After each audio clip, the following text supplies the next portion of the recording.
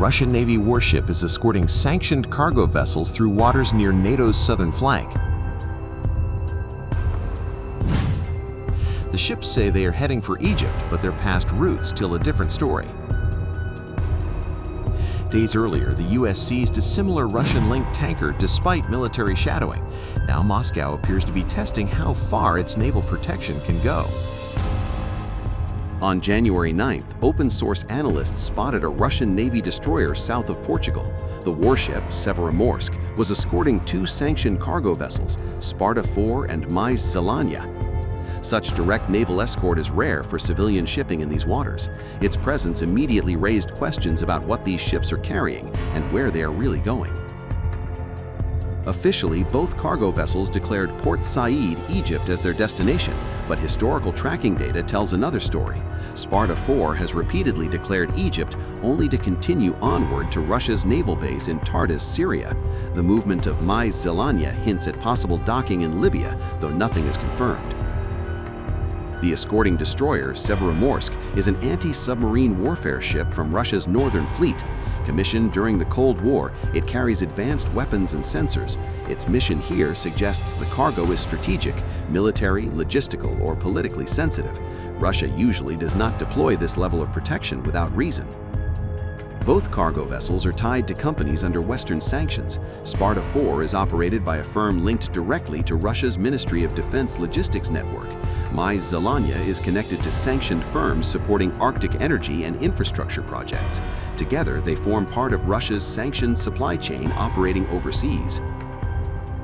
This convoy appears just days after U.S. forces seized a Russian-linked oil tanker in the Caribbean. That vessel was part of Moscow's so-called shadow fleet, moving sanctioned oil. Despite being shadowed by Russian naval assets, it was still taken. Now, Russia seems determined to ensure that does not happen again.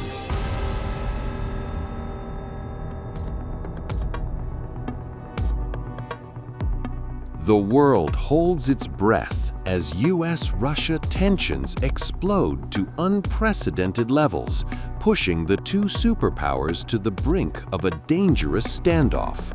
Every eye is on the North Atlantic, where a single move could have far-reaching consequences for global security. Moscow is seething. Russia has formally condemned the U.S. seizure of the Russian-flagged oil tanker Marinera, describing it as a blatant violation of international law and a direct challenge to its sovereignty. The Russian Transport Ministry confirmed the vessel was captured, while the Foreign Ministry warned Washington that the operation flagrantly disregards the UN Convention on the Law of the Sea, the international treaty guaranteeing freedom of navigation in global waters. Considering the incoming information regarding the presence of Russian citizens among the crew, we demand that the American side ensure their humane and dignified treatment, strictly respect their rights and interests, and not impede their speedy return to their homeland. Russian nationals are among the crew, the ministry stressed, and Moscow is watching every move closely. The message is unmistakable. Interference will not be tolerated. As global eyes turn to the North Atlantic, tensions are escalating, and the standoff between Washington and Moscow has entered a dangerously volatile chapter. In a high-stakes maritime showdown, the U.S. military confirmed it has seized control of a Russian-flagged oil tanker in the North Atlantic, an operation driven by alleged sanctions violations and carried out after weeks of silent surveillance and relentless pursuit across open seas.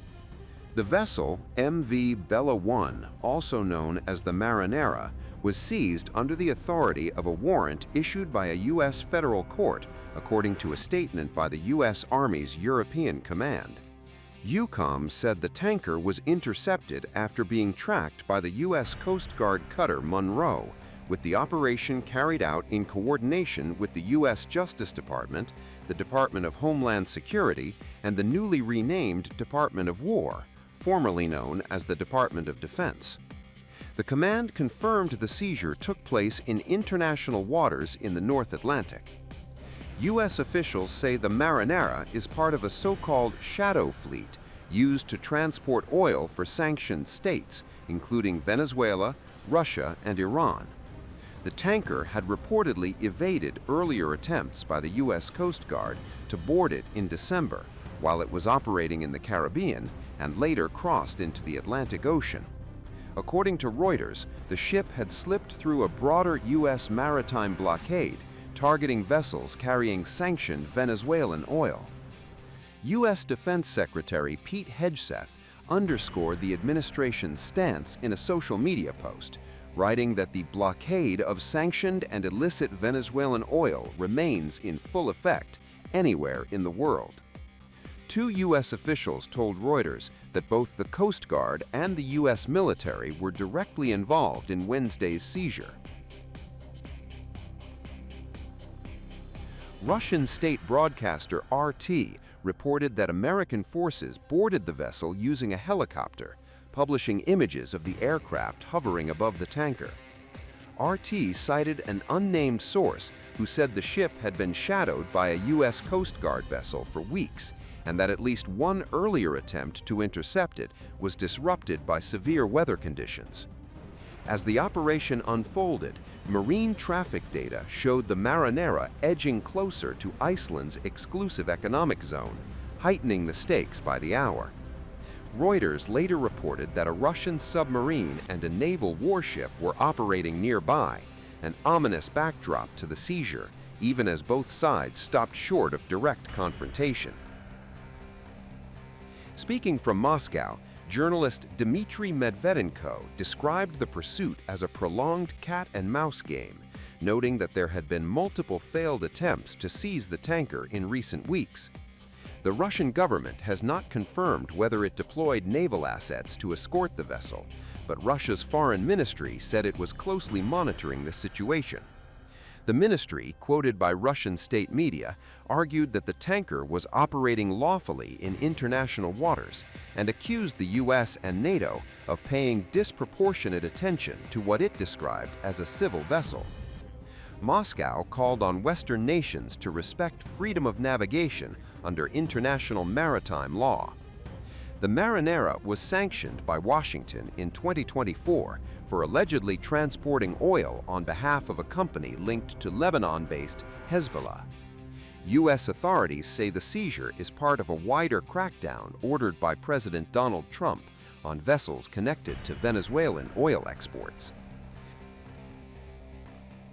Separately, U.S. Homeland Security Secretary Kristi Noem announced that American forces also seized a second vessel, the Panama-flagged supertanker M. Sophia, in international waters near the Caribbean.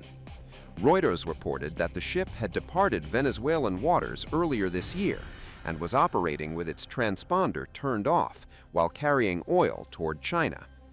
Reporting from Washington, Al Jazeera correspondent Kimberly Hallcat described the dual seizures as a significant escalation, saying they signal a coordinated effort to intercept and detain multiple sanctioned vessels operating far beyond U.S. territorial waters. Just today, our forces not deployed to the Caribbean seized a boat, a sanctioned boat tied to the IRGC that tried to flee from us. That happened somewhere else. We are constantly involved in action. We have boats in the Mediterranean, we have ships in the Middle East, we have ships in the Indo-Pacific. These ships, if they weren't in the Caribbean, they'd be somewhere else conducting activity. Yeah. That's what the Navy does. I want to emphasize that question from CNN. The question's never asked how much does it cost when they're in the Mediterranean or the Red Sea or the Indian Ocean or the Pacific. But now that they're in our hemisphere, on a counter-cartel mission or ensuring that an indicted individual comes to justice, now you're asking the question of cost. It's a disingenuous question to begin with. You're trying to find any angle possible to undermine the success of one of the most historic military missions the world has ever seen. The level of sophistication that Senate just was briefed on, and the House was briefed on, a classified level, is something only the United States of America can accomplish. The world is taking notice of that. Certainly Venezuela is taking notice of that. And it continues because two oil tankers, two overnight, were seized by the United States of America, stateless or sanctioned, because the oil blockade, the quarantine of oil out of unsanctioned or stateless, sanctioned or stateless vessels continues. That leverage will continue as Secretary Rubio outlined. So our military is prepared to continue this. As he said, the president, when he speaks, he means it. He's not messing around. We are an administration of action to advance our interests, and that is on full display. We're happy to brief the House. Two quick things, okay? Number one, because we have to go, because we got to brief the House, and if we don't and they're pissed at us, you guys better defend us. That was because we were talking to you. I would make one more point, and it's a very interesting point. One of those ships that was seized that had oil in the Caribbean, you know what the interim authorities are asking for in Venezuela? They want that oil that was seized to be part of this deal. They understand that the only way they can move oil and generate revenue and not have economic collapse is if they cooperate and work with the United States, and that's what we see are going to happen. We got to go talk to the House, guys.